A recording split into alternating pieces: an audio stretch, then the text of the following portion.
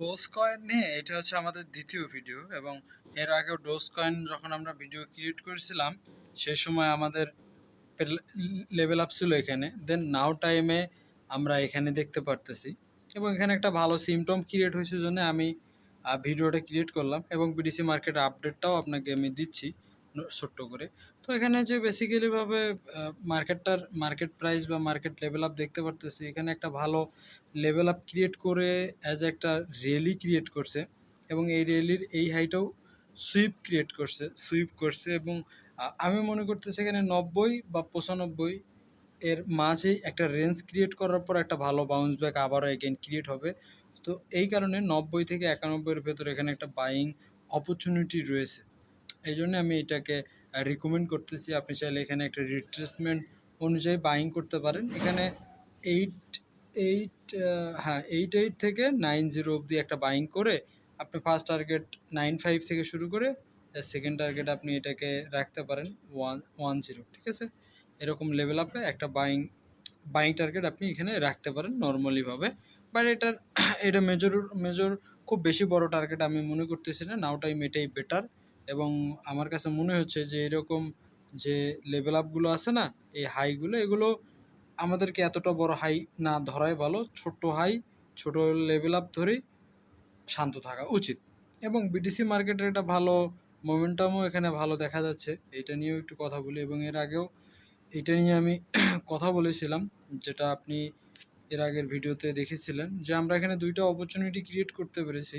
যে অপরচুনিটি হচ্ছে যে একটা টপ হাই এবং টপ অ্যাজ এ রিট্রেসমেন্ট বা লো যাই পাবো না কেন।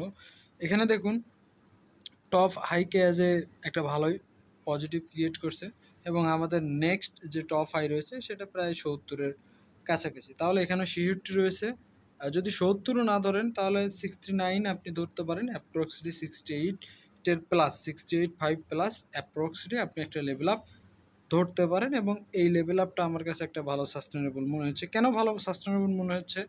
এইটা এখানে বেসিক্যালিভাবে খুব বেশি আহামরি স্টাডি নেই। হয়তো বা একটা নেগেটিভ ডাউনফল যদি করে তাহলে আমি এটাকে সর্বোচ্চ লো হিসাবে দেখতে পারতেছি। যদি এরকম একটা নেগেটিভ বড় ফল্ট করে পরপর দেখবেন যে একটা বড় পজিটিভ মোমেন্টাম ক্রিয়েট করবে এবং এটা হচ্ছে লিকুইডিটি সুইপ হইতে পারে। তো আমি কেন বিটিসিকে পজিটিভ বলতেছি এইটা হচ্ছে আপনাকে রিজন অনুযায়ী বলার চেষ্টা করব। তো এর আগে আমি এই কথাটা বলেছি যে বিডিসিকে যতটা পজিটিভ হবে বা বিডিসি যতটা পজিটিভ হওয়ার চান্স রয়েছে এই লাইন আপটা বা এর আশেপাশের লেভেল আপ থেকে। তো এখন যেরকম আমি বলতেছি যে একটা হাই সুইপ করছে বিটিসির কথা বোঝেন। যদি একটা হাই সুইপ করছে এখান থেকে যদি ইউএসডিটি বাউন্স করে তাহলে বিটিসি বা একটা বড় নেগেটিভ আসবে, বিটিসিতে আসবে। তো এটাই এখানে সাফল্যের সব থেকে বড় চাবিকাঠি। অনেক market positive, BTC market positive, একটা রেজিস্ট্যান্স ব্রেকআউট করছে, মানুষ অনেক কিছুই পিনিকে ভাবতেছে, বাট নেগেটিভ হওয়ার চান্স এখানে বিটিসি 100% রয়েছে। আপনি এতটা ইজি ভাবতেছেন কেন ভাইয়া? ইজি ভাবেন, নো প্রবলেম, বাট মার্কেটটা দেখুন একটা সাপোর্ট, এখানে একটা সাপোর্ট। তো সাপোর্টটা যদি আমাদেরকে এইখানে নিয়ে আসে তাহলে আমরা এই পুরোটাই মার্কেটটাকে আপনি 80 কেন 90ও দেখতে পারেন এই সময়ের জন্য। বাট এতটা দ্রুত বা এতটা সময় যেহেতু একটা মার্কেট ডাউনফল করছে, এটার রিট্রেসমেন্ট কতটুকু আপনি নিজেই আমাকে বলেন। যে একটা মার্কেট ডাউনফল করছে এখান থেকে এখানে, এখান থেকে এখানে, তো তাহলে রিট্রেসমেন্ট নিতে হলে গেলে নর্মালিভাবে এই হাইগুলো সুইপ করার পর তো মার্কেট নেগেটিভ করবে নাকি না ডাউনফল হচ্ছে তো হচ্ছে হবে না। বাই বিটিসি মার্কেট একটা ভালো নেগেটিভ হওয়ার চান্স রয়েছে। এইটা আমি আপনাকে এই জন্য বলতেছি, মানে সব কিছু হওয়ার আগে আমি আপনাকে আজকে বলে দিচ্ছি যে ভাই এটা যে আমাদেরকে দেখাইছেন এটা একটা ট্র্যাপ। এটা একটা ট্র্যাপ ক্রিয়েট করতেছে এবং ট্র্যাপ হওয়ার 90% চান্স রয়েছে আমার মতে। 90% চান্স রয়েছে বিটিসি মার্কেট নেগেটিভ হওয়ার ক্ষেত্রে। তবে হ্যাঁ, ইউএসডিটি ডোমিনেন্সটা একটু আহ, একটু মানে রিজেকশন না নেওয়া পর্যন্ত বলা মুশকিল যে কীরকম হবে। বাট দেখুন একটা সাপোর্টে যাওয়ার পর অনেক কিছুই হয়।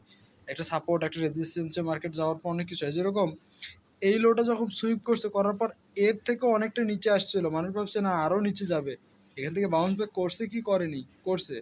আবার এখানে যখন সুইপ করছে এরপর কি মানে সুইপ করে ইনস্ট্যান্টলি কি পজিটিভ হয়েছে? জি না, পজিটিভ ইনস্ট্যান্টলি হয়নি। তো এখানেও ইনস্ট্যান্টলি পজিটিভই হচ্ছে, এখানেও অ্যাজ এ হাইগুলো করছে, তো এখান থেকে মার্কেট নেগেটিভ হইতে পারে না? হইতে পারে।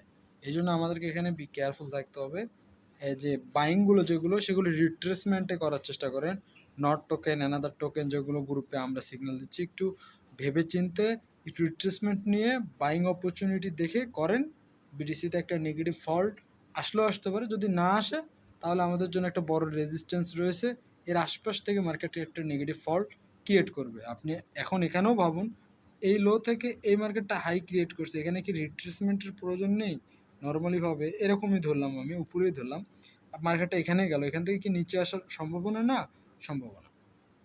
তো একটু বেছে দেখে বাইং করুন।